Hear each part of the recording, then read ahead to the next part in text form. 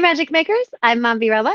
And I'm CJ Peterson. Welcome to Magic Making Mischief. Today we have a special guest, Alice Wilson, who is also known as Ginger Whimsy, who's a Dickens on the Strand character impersonator. Before we get there, though, we're going to get into a little mischief. So get your wands to the ready, because we solemnly swear we're up to no good. Mommy, how was your weekend?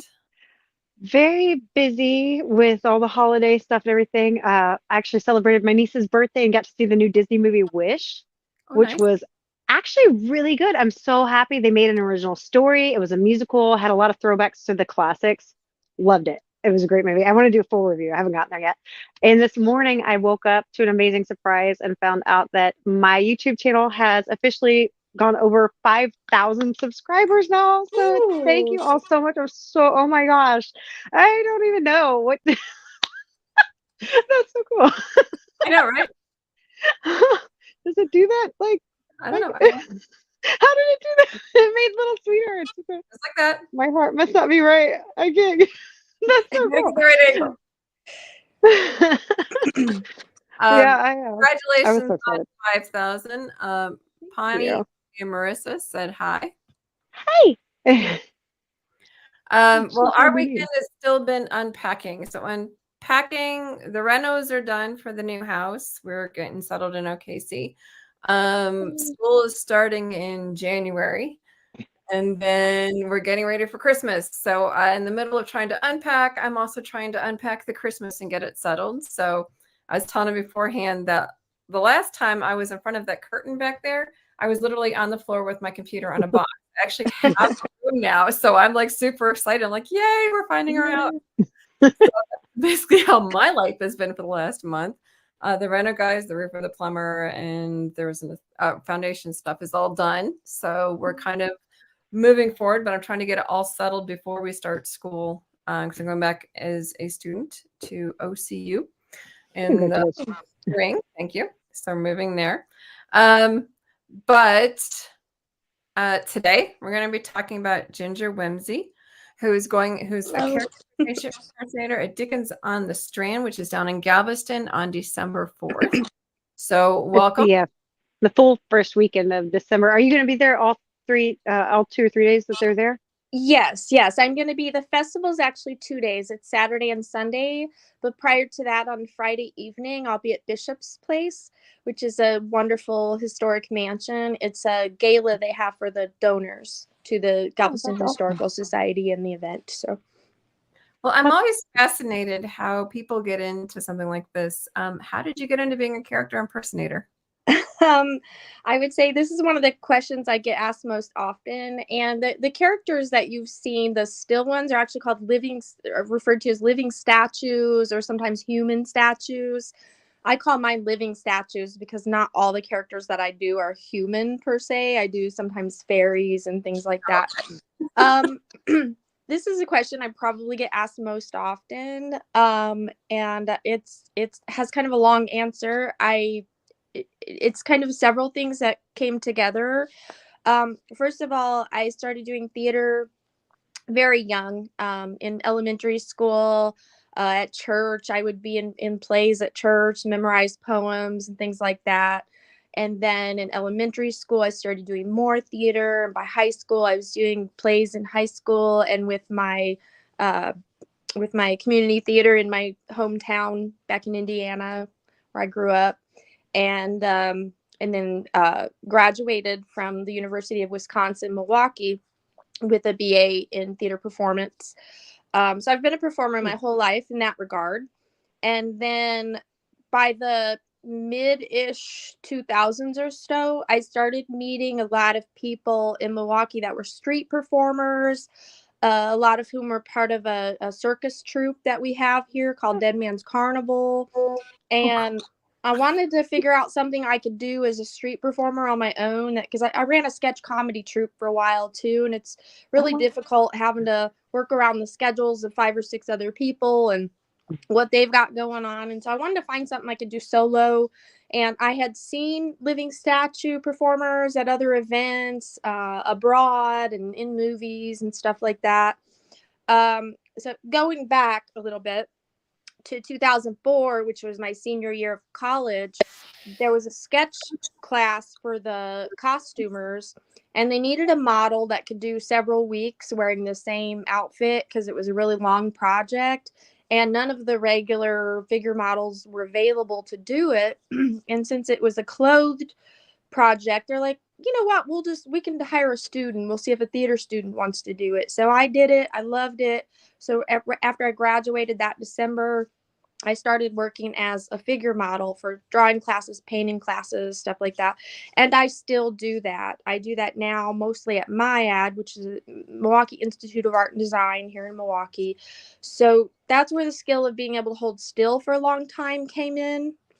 So that's kind of how it happened. Just kind of all three, and my experience in the military, having to stand still at attention, I guess, part of it too. But all of that stuff just sort of came together in a perfect storm, if you will.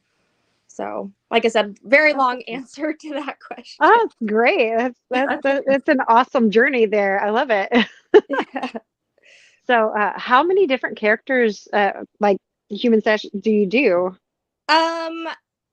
Altogether, between living statues and non-living statues, like roving characters, I probably have upwards of like 20ish, almost 30 different characters that I can pull out at this point. There are, a handful of the living statue characters that are the most popular ones that I do most often. So Which ones are? Is it kind of like where the kids go up to the soldiers in Britain and try to make them laugh or giggle or smile or anything? Kind of, yeah. Kids and adults will try to make me laugh. They'll try to make me smile. Or sometimes they'll stand there looking at me and they try to figure out whether I'm real, especially parents with little kids. They'll be like, why are you scared? It's just a statue, and try to get them to come up and give me a tip, and they're always a little trepidatious, and from kids, well, even adults, really, I get reactions that are so varied, everything from sheer delight to absolute terror and everything in between. So do you how long do you stand there? I mean, especially Dickens on the Strand. Let's stick with that one. Well, festivals like that, I'm usually performing for like 5, 6, 7 hours. As far as how long I stand still at a time, usually at the festivals, it's really not that long because remember, as people interact with me or they give me a gratuity, I come to life and I interact with them in character. So it just depends on how frequently people are coming up. At festivals, it's pretty often because there's a lot of people, so, but I might be still for like 5 minutes, before somebody stops and starts interacting with me. And, or if a bunch of people come up, sometimes it'll be like a bunch of people will come up and they'll be like 10 people, maybe sometimes more, standing there looking at me. I will stay still and I'll not blink for as long as I possibly can. And I'll wait for the first person to tip me because then people get it, because people don't always get that, that they should give a tip for taking a picture and stuff like that. Right. So I usually wait till that first person tips because then everybody else is like, oh, and they get it. It gets you to talk and to move. They just need to tip you. Yes.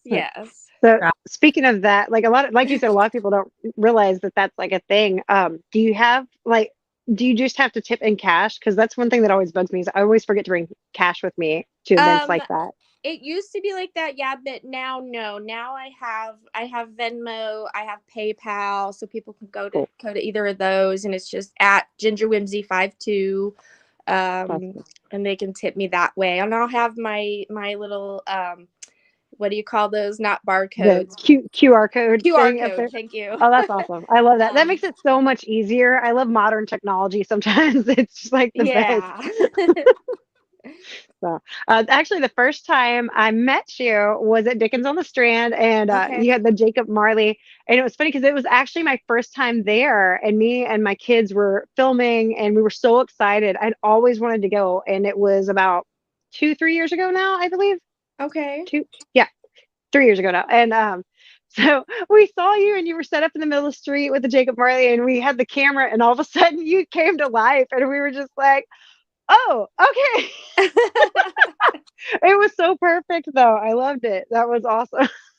So yeah, it must have been either 2018 or 2019, because that's when I started Dickens, was 2018.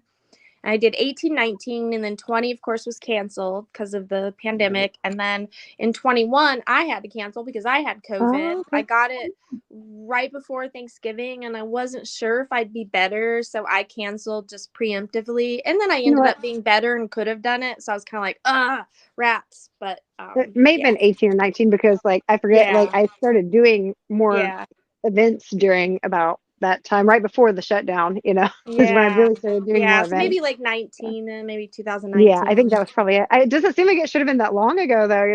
I know, right? Those these Crazy. couple of years since the pandemic, I've just like, it's like time Right. has no meaning. It's like a vortex of things. It just Yes. So what other events do you do? Because you mentioned Oh, I do lots. Another annual one that I've been doing, I started doing in 21, and they keep asking me back, which is wonderful, is the Maryland Renaissance Festival oh fun. in Crownsville, Maryland. Yeah.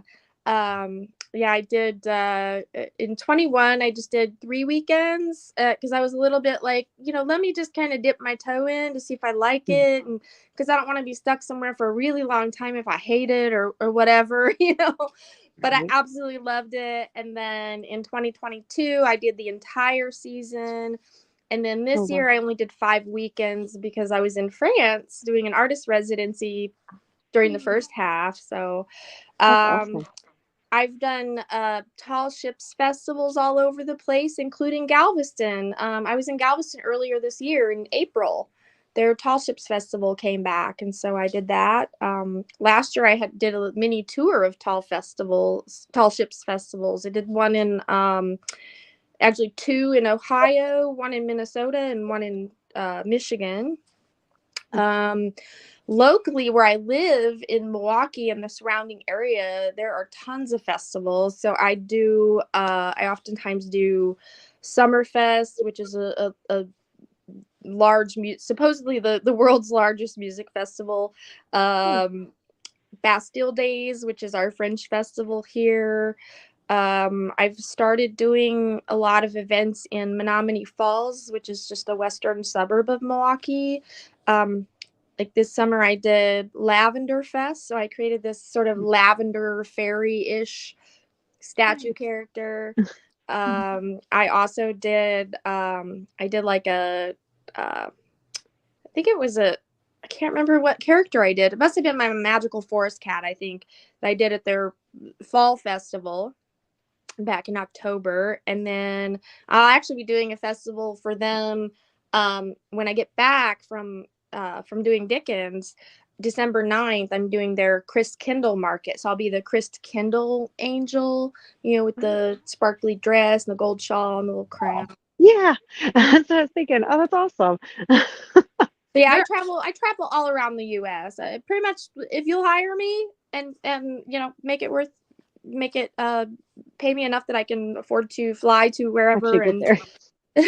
make Right. it worth, make me able to get there and cover my accommodations and stuff like that. I'll go wherever. I mean, I've even performed in Edinburgh, Scotland at Oh the Edinburgh wow. That's Fringe.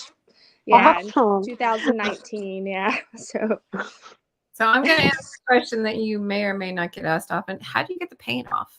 Does that um paint the whole thing, like all of you? well, my whole body's not painted. It's the clothing that's Just painted. your So face, the hands? clothing, the costume pieces are painted with acrylic paint. So that's once that's done, that's done. But yeah, whatever part of my skin is quote unquote painted. It's a theatrical makeup that's water based and matte. So just soap and water. Well, usually I'll start and use some of those wet makeup wipes Mhm. first, especially on my face to start and get some of it off. Then I'll take a nice hot shower, scrub down with soap and water. And then when I get out of the shower, I usually still have some raccoon eyes going on. So I use Q-tips and a little bit of baby oil to get that off. And then the final stage is using witch hazel as an astringent to kind of completely get anything left over off, and then moisturize like crazy. Right.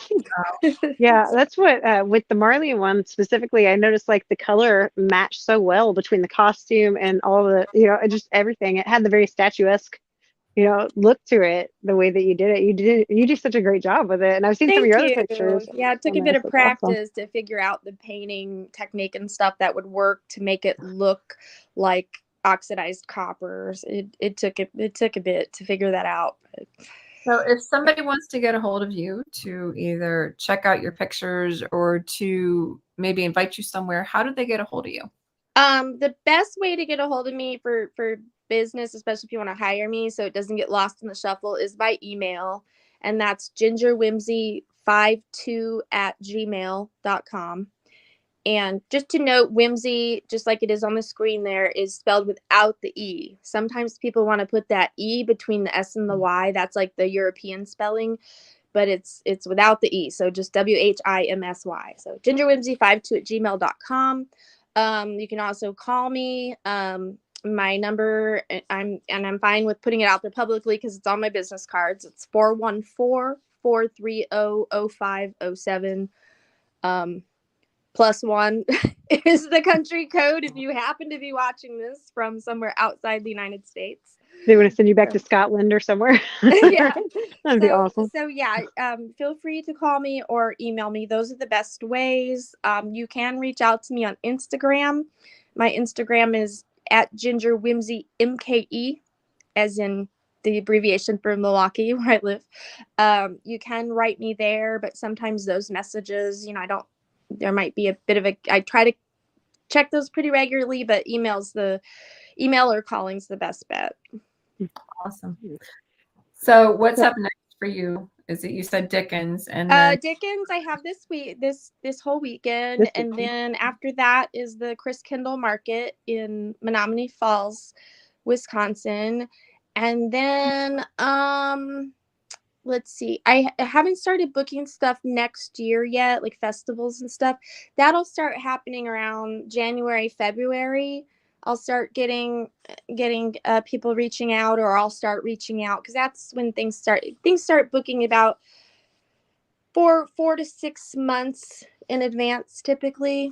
Sounds like I us. do have a wedding. I do have a wedding booked already for September 1st next year. How does that work? What are you in a wedding? Oh, well, I've only done one other one, and I did it with my friend. This was in Chicago. I have a friend in the Chicago area that does living statues, and they wanted like marbly, the gray and white marbly looking garden-like statues. So she created our costumes for that, and they wanted 2 matching ones. So she made those, and what we did, we just they had us stand like right at the ends of the aisle as guests were coming in, and we had like baskets with flowers in them, and they actually had us so we stood still as people were coming in, and then when the music started playing, they actually used us as the flower girls. So we walked so we came to life, if you will. We walked down the aisle and tossed out the flowers, and then we exited, and that was it. So that's what we did. What a neat idea! Oh for my that goodness. particular wedding. Can you imagine the reaction of those at the wedding? Yeah, people were like, "Oh my gosh," people were surprised. I think some people knew what was up, but yeah, the brides wanted a surprise, so yeah, I think they didn't let people know what That's the so deal neat. was. I've never heard of anybody doing that before. What a neat idea. Oh my goodness. Yeah. So I kind of want to create a character of my own too, maybe something just white and real pretty and flowery and stuff, to start offering it up for weddings, because I feel like that's a market I haven't really tapped into yet. Yeah, that seems untapped right there. That's a really cool idea. Oh, gosh. I have done a living table in the past. I did that for a gala, like a fundraiser gala for the art school, MyAd, where I work as an artist model. they hire it's their annual gala for to raise money for student scholarships, and they hired me to do this. And the thing is with that is the client has to provide the table and the tool for the bottom of it, because it's too iffy and too hard have them trust them to send me measurements and everything like that. So they have to provide the table and the tool, and it works best if the table's like a half circle sort of thing, so I can stand kind of in the middle of it. And then I make the upper half of the costume to match the tool. So this is something that, I would have to get hired minimum a couple months in advance, because I would need a lot of time to figure out the top part of the costume and stuff like that. But that's something I'd like to do more of. But I think people focus so much on the living statues that they just haven't. Okay, hold on. You have to explain a little better. I think we're both like trying to figure out living table. Both of us are like, what? Yeah, I wish I could. Is there a way? Oh, I don't think there's a way I can send a picture right now. Is there?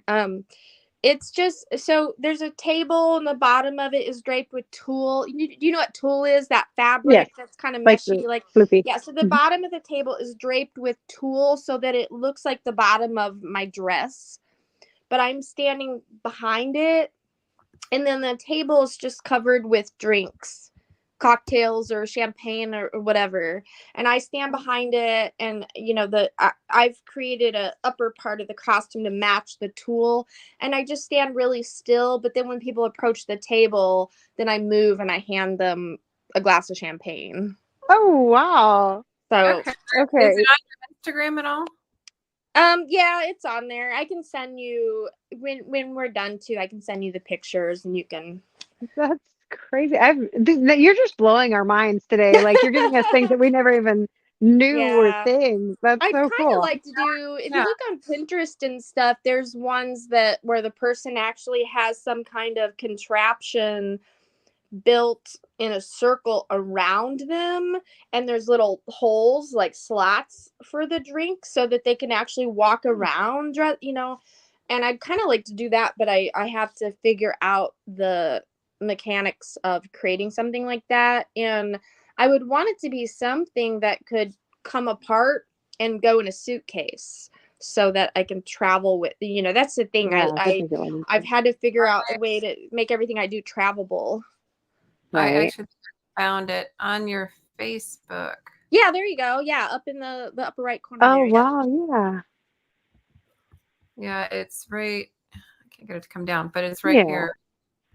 That's That's cool. cool. Yeah. So like I said, the event company that hired me to do it for my ad, they provided, well, actually I think my ad provided that table, that half circle table, and the tool to drape over it.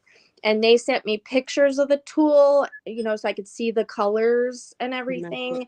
And then I had to come up with create a costume to match it. So I did like you can see there's kind of showgirlish looking, like I made a little headpiece with feathers and everything like that. You're very, very creative. I would have Really?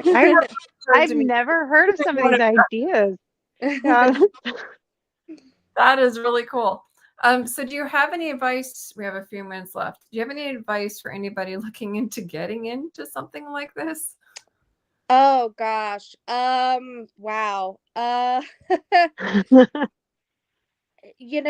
If they're looking to do living statues specifically, I would say, if you're in a metropolitan area, post on Facebook and ask.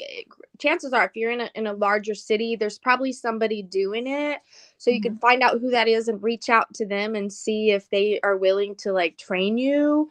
Otherwise, if you're not too faint of heart and you're okay with being nude in an artistic setting, getting into art modeling would be a great way to get the practice, like holding still and that sort of thing. And you'd get into that by contacting, arts groups or art schools in your area, that kind of thing.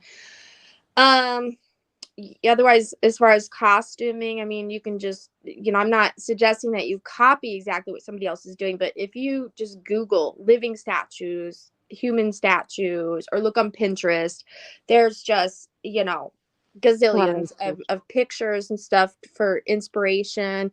I get inspired a lot by historical figures, movies, literature, things like that. Let's see, I So wouldn't be able to do it because I would laugh too much. See, Those little kids that are trying to make me laugh. again, people, I get asked that a lot. How do you not laugh? How do you not do this? How do you not break character? Again, I've done theater my whole life, so it's the same idea. It's like when I'm performing, it's like I'm on stage. You're not going to make me laugh. You're not going to make me, because just like in theater, like when you go see a play, the actors on stage, they're obviously able to hear people that are doing stuff in the front row or whatever, and they can't stop and start laughing and react to that. They have to just ignore it. Or sometimes you are so in the zone. I mean, this is the case sometimes I think I'm so in the zone, I just don't even, I don't notice what somebody's doing, or I'm just so in the zone that I'm able to just kind of tune it out and not let Yeah. it distract Very me. hyper focus on the character and what you're doing, where Yeah, you are. yeah. One place I love performing, one of my favorite places to perform, is the Maryland Renaissance Festival. And part of the reason is because it's a non-hat fair, meaning they don't allow tips. So they pay their performers really, really well since they don't allow tips. And because you're not having to hustle for tips as part of your money, you can completely immerse yourself into your character and really be just immersed in the environment. Not, you don't have to get taken out of it by trying to do stuff purposely to get people to tip you. So That's it's cool. yeah. That is very cool. They should have just a slight hint. Texas Renaissance Festival should consider having you out sometime. Just putting that I've out. been trying to get into the Texas Ren Fair for several years, and I haven't managed it. A friend though sent me a picture recently, and I think I know why. They sent me a picture. They have a living statue there, They do and actually have. he or she's paint job is very much like mine, my green patina ones, and it's really good. And so honestly, at this point, I think to get into Texas, I'm gonna have to create a stage show or some other different street character, something, if I'm gonna. There are actually a couple of things that, now that you say it, yeah, there's the Lorna, and she has like the curly hair, and then is the statue, and there's also the living fountain, which she does a whole show where she does like Mhm. water and stuff, but she looks like statuesque in I her think I've her seen, way is of it. she kind of white marble, like Hmm. white Hmm. marbly Like looking, and marbly, yeah. the water like comes out of her fingers or something? Hmm. I've seen Yeah. pictures of that. That's amazing. I have no idea how that's I don't know done. what she does there. She has something going on. Yeah. Yeah, I would love to meet her, get to know, not all of us performers know each other. I mean, they're a lot of us know each other, but not always. Yeah. Um, but I've gotten to know a lot of other performers at different places. Like at Dickens, I've gotten to know Robert, who does the Dead Edgar, Mhm. the Edgar Oh Allan yeah, we Poe. actually had him on our show in October. Oh, nice. So we got to know him a little bit. I He's so love nice. him. I would love to bring him to Milwaukee for an event at like Halloween time or something, but it's just I obviously I'd want to be able to pay him enough to make it worth him traveling all the way here and be able to cover his Right. accommodations and stuff like that. And I just not in the financial place I can do that. But if I could get some sponsors or something, he's just amazing. I love his whole. Have you ever seen his whole stage show? I mean, he's got lighting and Yes, sound that's actually effects. well, I guess it was Dickens on the Strand. I met both of y'all there, and so like that's what inspired me to invite y'all to come do the podcast, because I just y'all I loved it. I loved it so much. Oh, well, thank Well, you. unfortunately, we're out of time. But thank you so much for coming on today, Ginger Yes, Whimsy. If thank you want to learn you. more about her, you can head over to Instagram, which is GingerWhimsymke. So make sure to check her out there. She's giving you her email address and phone number within this podcast. Feel free to rewind it to find it. Next week on December 6th, we're going to have Creative Rain coming to visit. And then the week after, we have upcoming events. And then on December 20th, Kevin Sorbo will be on. And then we're going to do a year in review. So lots of fun stuff coming up for December, as well as, Christmas, one of my favorite holidays. In the meantime, Mombi. Thank you so much for joining us, guys. Make Thank sure to you. check out our social media as well. And till next time, mischief managed. Bye. Bye.